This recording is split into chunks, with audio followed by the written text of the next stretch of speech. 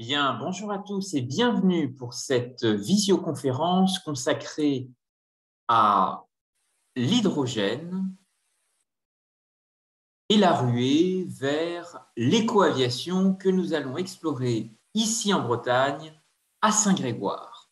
Nous allons marcher sur les pas d'un inventeur rennais, Arthur William Lott. Nous allons revenir ensemble et découvrir son parcours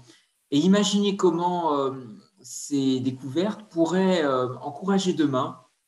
un rôle tout à fait novateur, pionnier pour Saint-Grégoire, pour sa relation avec le canal et ériger ce territoire en véritable Venise de l'hydrogène et des taxis volants dans le pays de Rennes. Merci à tous pour votre attention. Vous pouvez, tout au long de cette conférence, réagir à travers une bulle de discussion qui est mise à votre disposition et bien entendu utiliser le micro lors de la session d'échange ouverte aux questions-réponses avec l'ensemble des participants. Merci encore pour votre participation. Alors, je vous propose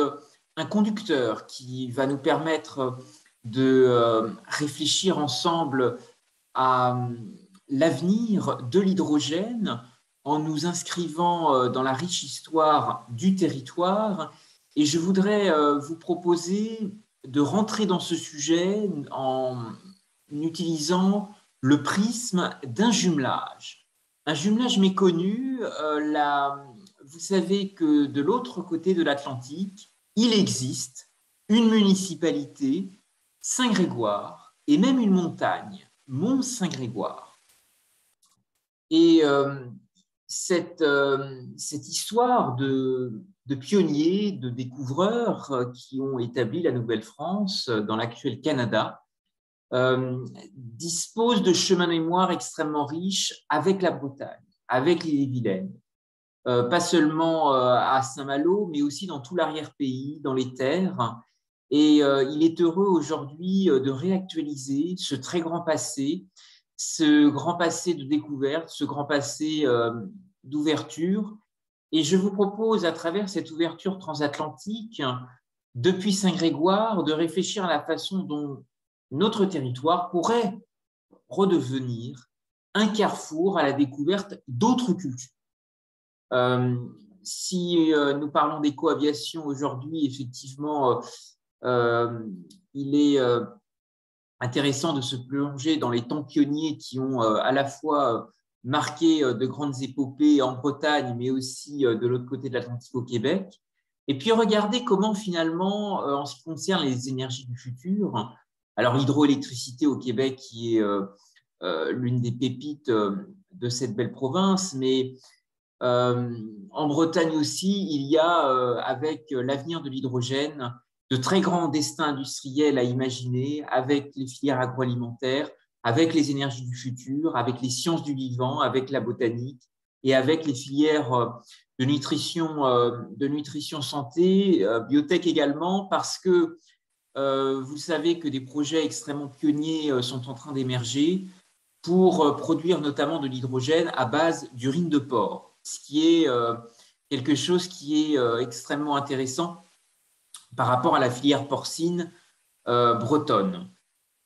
Alors, lorsqu'on parle d'éco-aviation, lorsqu'on réfléchit demain effectivement à l'économie circulaire, à ce croisement entre les filières, il faut imaginer un jumelage des éléments entre ciel et mer. Vous savez que les temps pionniers de l'aviation sont nés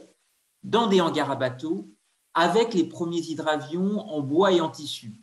Et ce qui illustre aujourd'hui de manière extrêmement intéressante la place que peuvent jouer à la fois des plans d'eau, mais aussi le canal qui relie Rennes à Saint-Grégoire et qui pourrait aussi être une voie passante extrêmement intéressante pour imaginer de nouvelles formes de mobilité. Et puis, dernier axe pour ce fil conducteur, c'est de réfléchir ensemble à un jumelage des symboles autour de la dimension silencieuse et éternelle de l'hydrogène, l'un des corps les plus légers de l'univers, et l'audace de la conquête du ciel, venue perturber ce qui semblait à jamais imperturbable. Alors, marchons sur les pas des pionniers, des inventeurs, de ces découvreurs bretons qui ont été extrêmement précurseurs. Et je voudrais, à ce titre, vous parler d'un personnage méconnu, mais qui mérite d'être redécouvert, Arthur William Lott, qui a été un très grand acteur également du mouvement sportif, puisqu'il a été l'un des piliers fondateurs du Stade Rennais, dans lequel il s'est beaucoup impliqué. Et il a été surtout un inventeur rennais, né à Rennes le 8 mai 1888, et il a été l'inventeur d'un système de navigation exceptionnel permettant aux aviateurs d'étendre des sons à très grande distance. Et ça, c'est quelque chose qui est assez extraordinaire. Il est le fils d'un très grand linguiste breton, et je pense qu'il était extrêmement sensible justement à la question du langage, à la question, au grand défi d'émettre des messages, d'atteindre un locuteur. Et Arthur William Lott va effectivement beaucoup regarder et s'inspirer à la fois de phares et d'expérimentations aéronautiques qui sont à la fois menées dans des villes côtières de l'autre côté de la Manche, à Portsmouth, mais aussi de l'autre côté de l'Atlantique, à New York. Et il s'intéresse à la manière dont finalement des phares émettent des signaux à très grande distance, et il s'interroge à la façon dont finalement un système plus ou moins similaire pourrait être imaginé pour des aviateurs, en particulier face aux conditions extrêmes de l'aviation. Dans des conditions difficiles du point de vue de la météo, des aviateurs qui effectivement manquent de visibilité face au brouillard, qui doivent parfois affronter un temps parfois exécrable et qui rend effectivement extrêmement difficile la navigation dans les airs. Alors, la famille Lott est une famille en Bretagne qui est à la fois à cheval entre l'Ille-et-Vilaine et le Morbihan, et qui est une grande famille de découvreurs et de pionniers. Je voudrais aussi vous rappeler, en marchant, redécouvrant sur les quais à proximité du musée des Beaux-Arts, il existe un petit square, le square Joseph Lott, qui fait référence au père linguiste d'Arthur William Lott, cet inventeur rennais que nous allons découvrir. Et ce qui est intéressant, c'est que finalement, qu'il soit linguiste ou inventeur dans l'aéronautique, ces père et fils expriment finalement l'histoire d'un territoire, l'histoire de son désenclavement et la recherche effectivement en permanence de nouvelles voies de communication, que ce soit à travers les canaux, le chemin de fer, ces passagers du vent, l'émergence effectivement de plans d'eau. On pense au comité départemental du vol libre autour de Saint-Jacques-de-la-Lande, mais de la très forte recherche de connectivité qui va être déployée par ces deux personnages très, très érudits. Aujourd'hui, Arthur William Lott, son fils, repose sur la commune de Malétroit, dans le Morbihan, et je vous invite peut-être à, si vous en avez l'occasion, à peut-être marcher sur ses traces, en tous les cas, aller en pèlerinage et retrouver les endroits où il a passé les dernières heures de sa vie, comme ce petit village à Malétroit dans le Morbihan. Alors, nous avons en Ille-et-Vilaine de grandes personnalités bretonnes qui ont été au cœur aussi de l'histoire française de l'aéronautique. Et depuis Saint-Grégoire, nous sommes sur un axe aussi stratégique qui nous emmène vers la route d'Atalante-Saint-Malo, parc technologique de la Côte d'Émeraude. Et je voudrais à ce titre vous rappeler qu'à proximité de l'aérodrome de Dinard avait été aussi imaginé sur la route des plages qui part de Saint-Grégoire jusqu'à Saint-Malo, à proximité de l'ancien manoir de Blancheroche, un aérodrome dans les années 30 qui avait un but évidemment touristique et qui visait à contrebalancer l'émergence de l'aérodrome de Dinard. Celui qui va, et l'un des grands personnages qui va aussi porter politiquement ce projet, c'est Guy Lachambre. celui qui assurera la reconstruction de Saint-Malo après la guerre et qui sera un très grand ministre de l'Air dans les années 30, à une époque qui est extrêmement intéressante pour l'aviation en France parce que s'opère une formidable stratégie d'alliance et de regroupement. Air Orient, de grandes filiales et de grandes compagnies partenaires et parfois convergentes s'associent pour fonder en 1934 Air France. Et donc, finalement, des personnalités bretonnes vont être aussi au cœur de cette aventure, vont faire ce lien extrêmement fort entre haute technologie navale et haute technologie aéronautique, parce que, ne l'oublions jamais, les temps pionniers de l'aviation sont nés dans des hangars à bateaux, avec les premiers hydravions en bois et en tissu. Ce qui existe, ce lien, ce qui explique ce lien extrêmement fort entre la Bretagne et l'aéronautique, qui est toujours actuel aujourd'hui à travers le bassin industriel de Nantes-Saint-Nazaire, à travers 2 sites d'Airbus à Bougnay et à Montoire de Bretagne, autour de Saint-Nazaire, qui sont des pôles extrêmement actifs dans cette chaîne de valeur et qui demain jouera, espérons, un rôle encore plus important avec l'hydrogène et les énergies du futur. Alors, je vous parle aussi, petite digression sur Guy Lachambre, ce ministre de l'Air dans les années 30 qui a effectivement assuré la reconstruction de Saint-Malo, qui était en photo sur la slide précédente et que vous pouvez voir ici à droite de l'image et qui s'inscrit dans une époque extrêmement visionnaire puisque Air France adopte à cette époque un logo que vous voyez ici qui est un cheval ailé avec la queue d'un hippocampe. Et cet hippocampe est un symbole d'aviation qui est une double référence à l'hydravion, bien entendu à ces hydravions nés dans des hangars à bateaux, donc une double référence entre ciel et mer. Et c'est ça qui est effectivement extrêmement intéressant pour un territoire comme la Bretagne, c'est de bien comprendre qu'il est possible de faire naître de l'innovation croisée en alliant des défis qui sont à la fois liés à la mer, mais aussi à l'aéronautique, au ciel. Et c'est un enjeu extrêmement fort de prospective parce que c'est d'une certaine façon une forme d'économie circulaire. C'est réfléchir à des fertilisations croisées,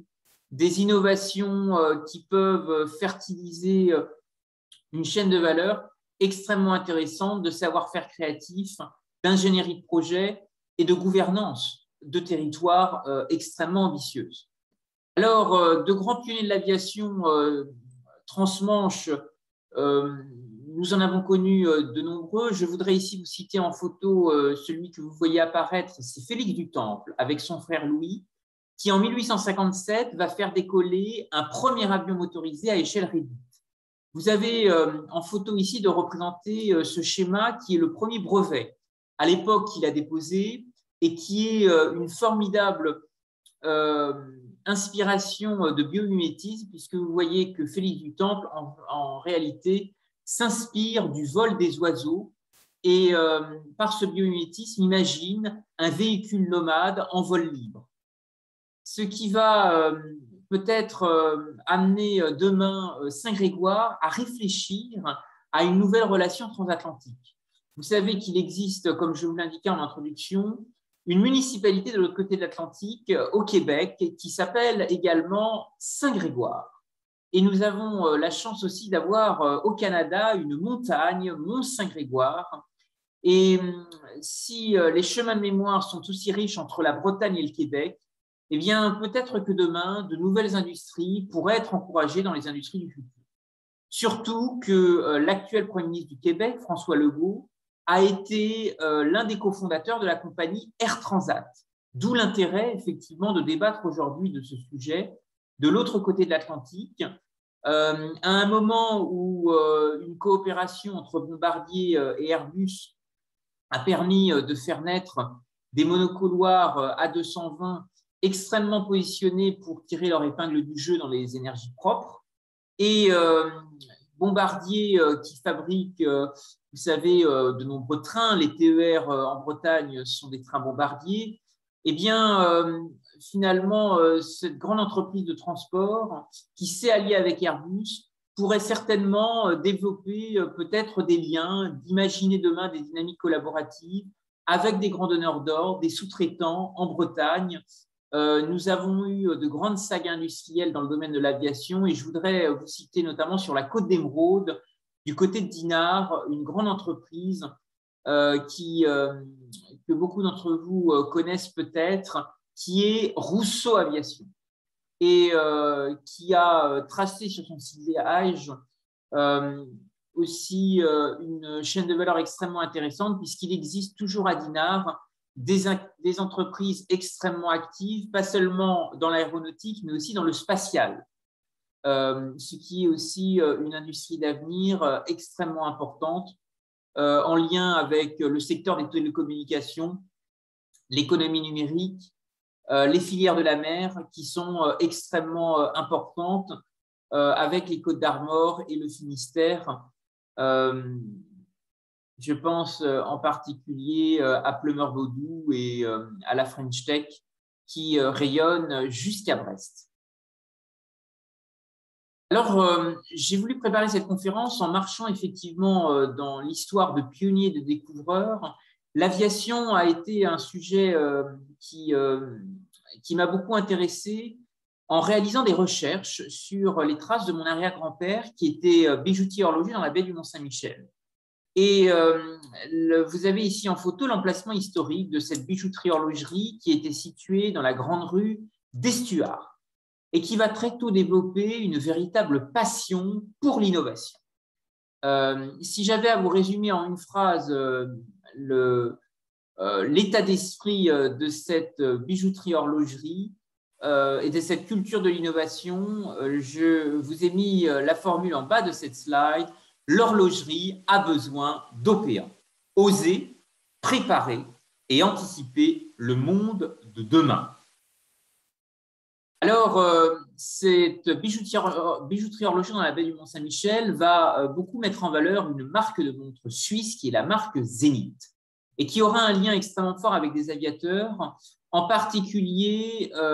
Louis Blériot, qui appréciera beaucoup cette marque de montre, garde-temps précieux et précis, malgré les conditions extrêmes de l'aviation. Et effectivement, l'horlogerie sera un domaine extrêmement utile et important pour les aviateurs, pour cette approche sensible de la distance, pour ce rapport au temps, pour ce rapport au voyage qui est si particulier dans l'histoire de l'aviation et dans l'histoire de l'aéronautique. Alors ici, vous avez la lettre de Louis Blériot, grand pionnier de l'aviation, qui exprime toute sa satisfaction pour les montres Zenith, qui ont été aussi développées par mon arrière-grand-père dans la baie du Mont-Saint-Michel et également à Saint-Malo et en Bretagne. Alors, la marque Zenith va être aussi portée par de grandes personnalités. Je voudrais ici vous parler de Gandhi, puisque cette montre Zenith qu'il portait était l'une de ses rares possessions matérielles et qui accompagnait son quotidien en signalant notamment ses heures de prière grâce à une fonction d'alarme. Et cette montre lui aurait été malheureusement volée lors d'un voyage en train, mais le voleur rempli de culpabilité lui aurait rendu plusieurs mois plus tard en lui demandant pardon. Cette anecdote a été racontée par Gandhi dans son journal. Voilà comme quoi finalement l'aviation peut effectivement stimuler des rencontres inattendues et peut-être aussi semer des innovations extrêmement intéressantes avec d'autres savoir-faire créatifs. Alors, je vous ai parlé de Philippe Dutan qui fait décoller en 1857 un premier avion motorisé à échelle réduite. Il étudie les vols d'oiseaux et il s'intéresse à la façon de faire décoller un aéroplane en choisissant la propulsion par hélice. Il dépose des brevets, mais ce qui est intéressant de rappeler, c'est que finalement, en marchant sur les traces de l'aviation transmanche, on réalise rapidement que la haute technologie navale a nourri des innovations dans la haute technologie aéronautique et que les temps pionniers de l'aviation sont nés dans des hangars à bateaux avec les premiers hydravions en bois et en tissu. Alors, beaucoup de corsaires ont été aussi des inventeurs extrêmement alertes pour recycler les navires, pour les développer, développer de nouveaux usages, reconvertir des armements et notamment jusqu'à utiliser même des filets de pêche recyclés. Ce qui va aussi stimuler beaucoup d'inventivité avec les îles anglo-normandes, avec la pêche à la morue en direction de Terre-Neuve, l'archipel de Saint-Pierre-et-Miquelon, Labrador, toute l'Acadie et bien sûr les rives du Canada actuel. Alors, vous savez que Flybe a été pendant longtemps une compagnie qui desservait l'aéroport de Rennes en direction de Londres, l'aéroport de Southend, et en été London City Airport. Mais l'une des compagnies ancêtres de Flybe est une compagnie anglo-normande. Vous savez que les îles anglo-normandes avec lesquelles nous sommes si proches et avec qui nous partageons beaucoup de liens ont été aussi extrêmement mobilisées dans des enjeux de désenclavement liés à l'insularité et liés à l'importance effectivement de rapprocher à la fois Jersey et Guernesey du sud de l'Angleterre, mais aussi de la Bretagne et de la Normandie avec le Cotentin. Alors, les charbonniers de Jersey, qui ont été bien connus notamment dans le port de Saint-Malo, ont été effectivement à la pointe d'un commerce transmanche en recherche de progrès. Et il est vrai que finalement, la marine, les besoins de l'industrie navale va aussi stimuler fortement la recherche de nouvelles énergies, l'utilisation de la fée électricité, encouragée et stimulée par de grandes expositions, en particulier la grande exposition nationale qui se déroulera à Nantes en 1924. Et finalement, l'agenda extrêmement ambitieux de la Commission européenne aujourd'hui sur l'hydrogène, le Green Deal, est certainement l'expression d'un nouvel élan industriel pour l'Europe. Vous avez ici effectivement la manière dont est envisagé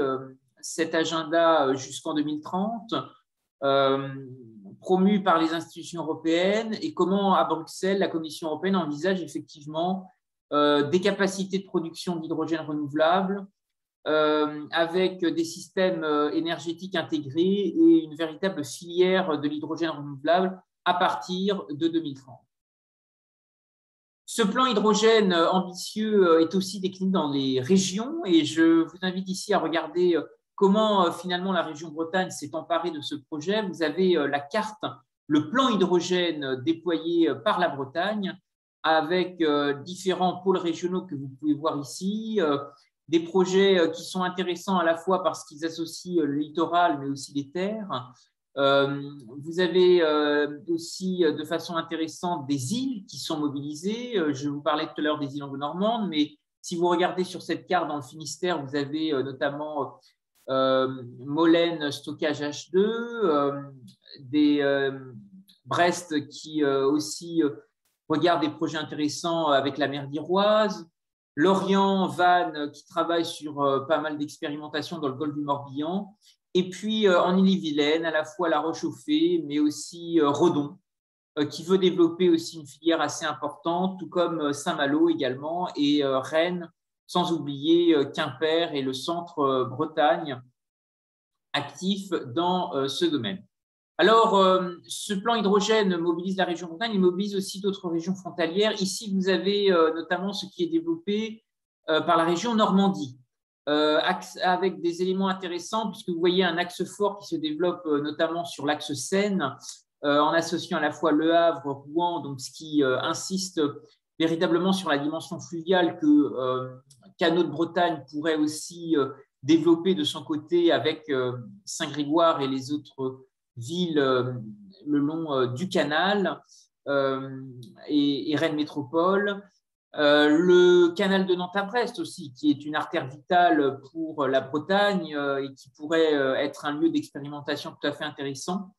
Vous voyez qu'en Normandie est aussi développé un pôle d'autonomie énergétique avec l'archipel de Chauzet du côté face à Granville. Et c'est peut-être un projet expérimental qui pourrait être aussi extrêmement intéressant pour créer une jonction,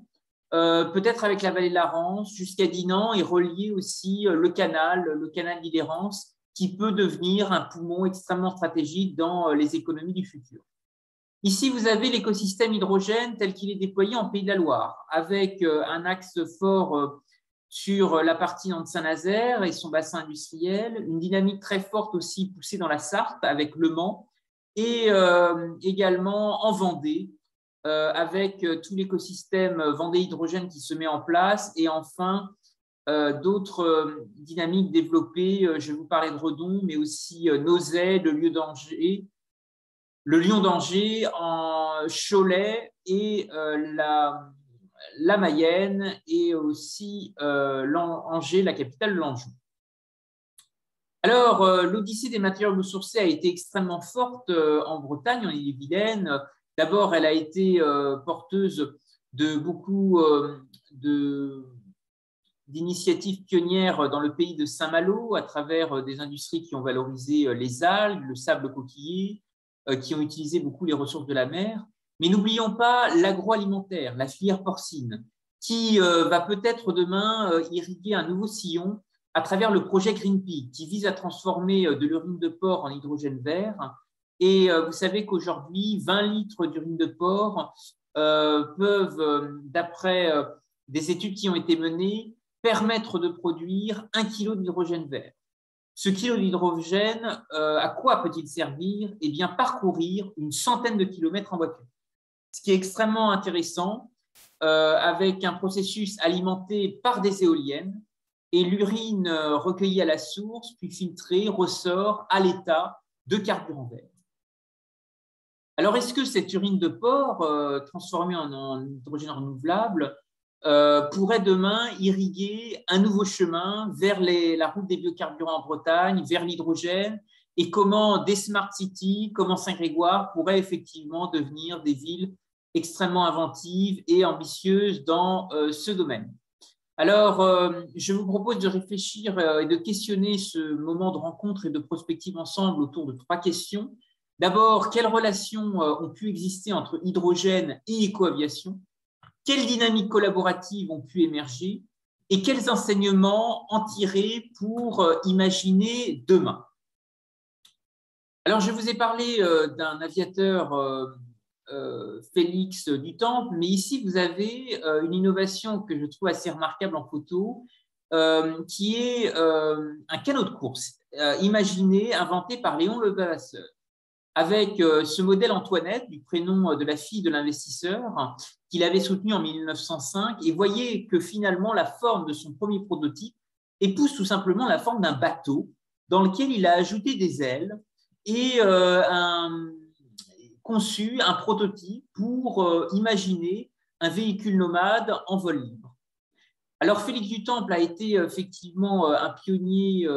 extrêmement important, mais on peut penser aussi à Félix Amiot et d'autres personnages de l'aéronautique qui sont tombés dans l'oubli, d'où l'importance aujourd'hui de marcher sur les traces d'Arthur William Lott, qui est une personnalité, un inventeur rennais qui gagnerait à être reconnu et qui pourrait, dans le pays de Rennes, encourager de nombreuses découvertes, de nombreuses innovations, surtout que vous savez que d'autres territoires et villes en Europe imaginent de nouvelles dynamiques. En particulier, je pense à un vertiport qui se développe en Italie, qui, vous le voyez ici sur cette photo, épouse la forme d'un baobab, qui est un véritable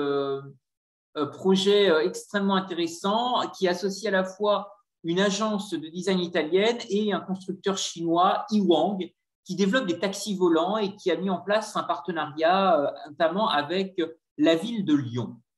Alors, nous avons dans le Grand Ouest un ancrage pionnier, un ancrage de nombreux pionniers de l'aviation. Je voudrais ici vous citer les principaux. D'abord, vous rappelez que Roland-Garros a passé son brevet de pilote le 19 juillet 1910 à l'aérodrome de Cholet, dans le département du Maine-et-Loire. Antoine de Saint-Exupéry a passé son enfance au Mans, dans la Sarthe. Il a été d'ailleurs lycéen dans cette ville, dans la cité Mancel, la cité des Plantagenets. Charles Lambert, qui fut le premier à survoler la Tour Eiffel, a eu des traces à Saint-Sylvain d'Anjou. Et puis Léon Levavasseur, dont je vous ai déjà parlé, sans oublier Marcel Brault, le fondateur de Manitou, celui qui manie tout. Alors, nous avons aussi de grands capitaines d'industrie aujourd'hui. Je voudrais vous citer Guillaume Faury, qui est né à Cherbourg, et son père, polytechnicien, a dirigé les ateliers et chantiers du Havre. Guillaume Faury, qui est l'actuel PDG du groupe Airbus. Alors, plusieurs événements totalement atypiques vont se produire dans nos terres de l'Ouest, et je voudrais à ce titre vous parler d'une expérience tout à fait inattendue qu'on a appelée le Noël de la fabrique de parachutes, puisque une société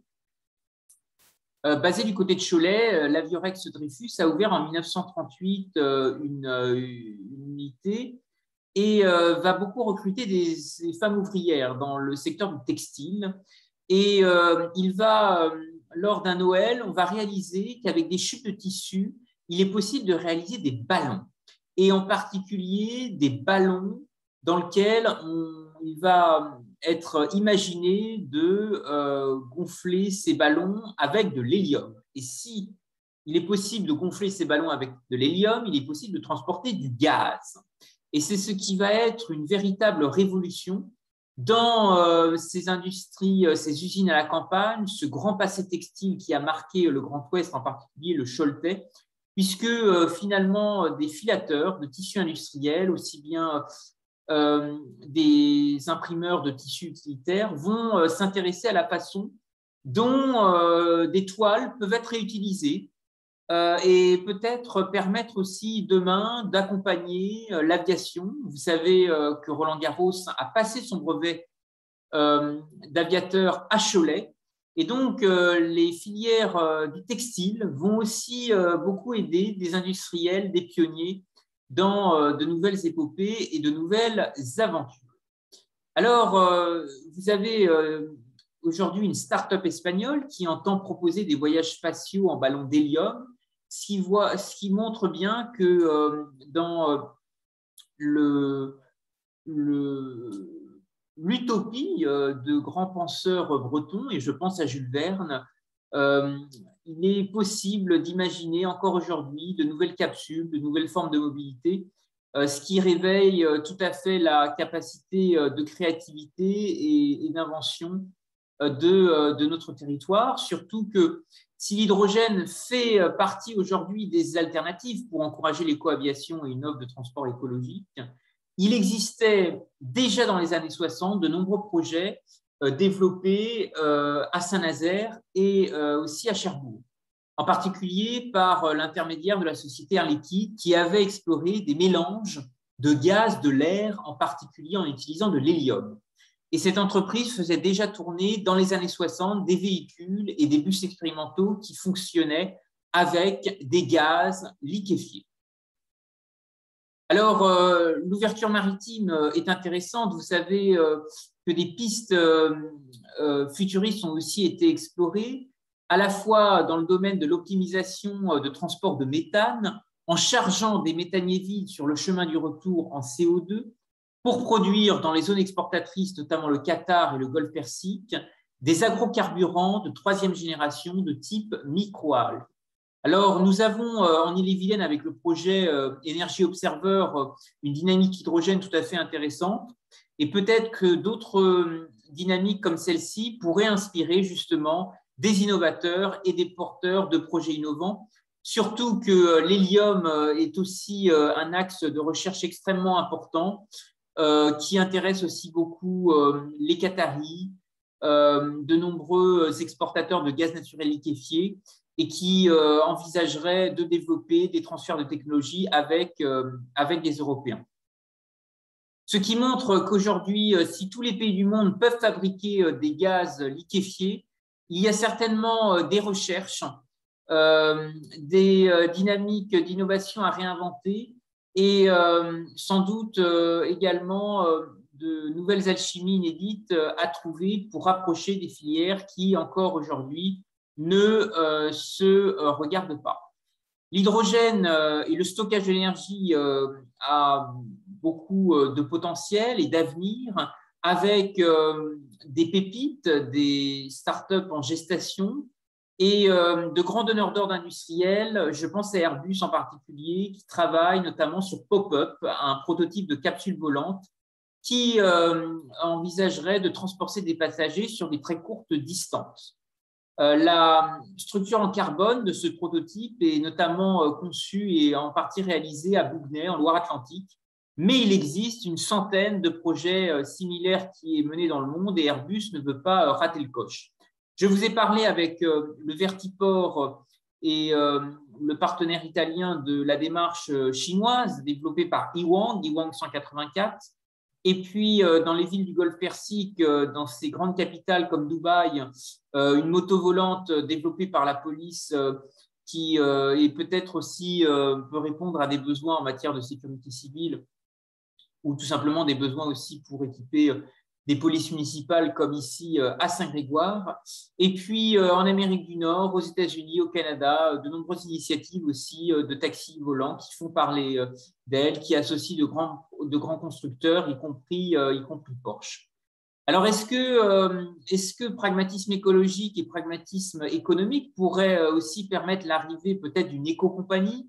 sur la Côte d'Émeraude, parce que finalement, Guy Lachambre, qui a assuré la reconstruction de Saint-Malo, avait été aussi un très grand ministre de l'air? Eh bien, c'est l'occasion d'en débattre aujourd'hui et d'aller encore plus loin à travers cette relation avec le canal d'Île-et-Rance, et de regarder comment effectivement Saint-Grégoire, sur la route des plages, pourrait être aussi une formidable vitrine qui associerait Rennes et Saint-Malo, qui associerait le territoire Rennes-Atalante dans de nouvelles dynamiques, de nouvelles capacités à attirer des investisseurs, des porteurs de projets innovants et internationaux, en nous ralliant autour d'un enjeu fort pour le territoire qui est de décloisonner l'innovation.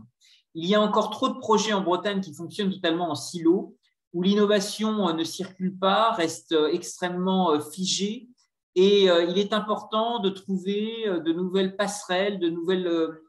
connectivités avec des porteurs de projets innovants. A été identifié à ce titre pour cette conférence un porteur de projets innovants nord-américain qui a mis en place un projet tout à fait remarquable dont vous avez ici une présentation et qui recherche des transferts de technologie, des investisseurs en Bretagne qui souhaiteraient aussi s'associer avec des acteurs de la mobilité urbaine. Pourquoi pas JC-Deco, pourquoi pas Veolia Transport, pourquoi pas Keolis, pourquoi pas la RATP qui gère aussi le téléphérique et le tramway de Brest et le système de transport. Vous avez ici le nom de son projet qui s'appelle FlyUp, qui est tout à fait récent car fondé en 2018 et qui voudrait imaginer de nouvelles formes de véhicules nomades en vol libre qui pourraient être expérimentés ici à Saint-Grégoire, le long du canal, faire vivre le site Robinson, développer aussi de nouvelles alchimies et de nouveaux partenariats à l'international pour faire rayonner la Bretagne vers le monde en relation avec l'Atlantique. Il y a une relation québécoise certainement à trouver avec les composantes et les filières de l'aéronautique très actives là-bas, et renouer avec la grande histoire que nous avons pu connaître sur les pas de l'inventeur William Lock. Alors, libérer les taxis, comment imaginer demain des taxis volants? Est-ce que c'est une idée ancienne? En réalité, cette idée de faire évoluer l'offre de transport à la demande est née dans un rapport que je vous invite à redécouvrir, qui est le rapport issu de la commission Attali et qui s'appelle 300 décisions pour changer la France, qui avait fait suite à la commission éponyme, commission Attali installée au début du quinquennat Nicolas Sarkozy en 2007, et qui visait à supprimer les rentes, réduire les privilèges et favoriser les mobilités. Et cette tentative de libéraliser l'offre de transport à la demande, malheureusement, n'a pas permis d'aller jusqu'au bout. Mais il y a notamment eu à cette époque un formidable élan pour à la fois réfléchir à des voies alternatives, encourager notamment les mototaxis, mettre fin au numerus clausus des taxis à travers de nouvelles passerelles, notamment pour les VTC, les véhicules de tourisme avec chauffeur. Et la Commission européenne, à travers la directive service, voulait aussi aller dans ce sens depuis 2006, mais n'a pas pu aller aussi loin. Alors, de réenchanter des espaces de stationnement, nous avons beaucoup de friches aujourd'hui qui existent à Rennes, dans le bassin rennais, à Nantes, à Saint-Malo, des voies ferrées qui sont aussi laissées à l'abandon, des parties du canal qui mériteraient d'être beaucoup mieux valorisées. Et certainement que cette vocation fluviale pourrait être aussi un lieu d'expérimentation pour des taxis volants. Et c'est un appel qui est lancé aujourd'hui, qui pourrait intéresser des acteurs de la mobilité urbaine parce que avec Media for Equity, ce nouveau modèle anglo-saxon qui vise à proposer des vitrines publicitaires à des jeunes porteurs de projets innovants en échange de participation, eh bien des grands acteurs comme JC-Deco, peut-être que des acteurs aussi du mobilier urbain pourraient être tout à fait intéressés pour s'y associer et développer, pourquoi pas, une coalition créative d'acteurs qui pourrait s'ouvrir aux îles anglo-normandes. Vous avez ici des projets tout à fait intéressants que développe notamment l'île de Guernesey avec des bassins, des piscines d'eau de mer qui pourraient, pourquoi pas, accueillir des taxis volants. Et je voudrais aussi vous citer d'autres initiatives extrêmement ambitieuses qui sont actuellement mis en œuvre pour nous rapprocher de cette relation entre ciel et mer, à la fois à travers des projets très intéressants en matière d'économie circulaire, mais aussi des projets aussi écologiques tout à fait intéressants. Alors, est-ce que des piscines d'eau de mer pourraient relier la plage de Bon Secours à Saint-Malo avec le canal de béton et arriver jusqu'à Saint-Grégoire? C'est un travail de prospective que je vous propose de mener ensemble pour réinventer les mobilités de demain et renouer effectivement avec l'utopie des bâtisseurs de l'aéronautique en Bretagne. Je pense à Arthur William Lott, je pense à Guy Lachambre, ministre de l'Air, qui a accompli un travail remarquable. D'autres villes pourraient également nous inspirer, et je voudrais à ce titre mentionner l'initiative développée par la ville de Strasbourg, qui a mis en place un programme extrêmement ambitieux qui s'appelle l'Industrie Magnifique, et qui vise à faire renaître une rencontre entre des vieux métiers, des acteurs historiques, comme il en existe de nombreux et qui ont essaimé aussi en Bretagne. Je pense à les imprimeurs alsaciens qui sont venus s'installer à Rennes, au Beurtour, d'autres grands personnages aussi. Et l'Industrie Magnifique est peut-être un point de rencontre, un point de ralliement qui pourrait associer toutes les composantes, les filières du territoire, les acteurs de l'innovation, prêts à imaginer ensemble un futur commun. Il y a aussi d'autres tiers-lieux, espaces d'innovation qui se développent en Bretagne. Je voudrais vous citer la démarche de la glacière de Lorient, qui vise à devenir un tiers-lieu maritime tout à fait intéressant et qui développe une campagne de financement participatif pour mobiliser des citoyens autour de ce projet. Alors, Saint-Grégoire est aussi relié sur l'axe Atalante-Saint-Malo et donc pourrait effectivement sur les filières de l'hydrogène, de l'agroalimentaire, des énergies du futur, capter de nombreuses dynamiques collaboratives, de nombreuses dynamiques de projets avec Alphasis, avec le tissu créatif des PME grégoriennes,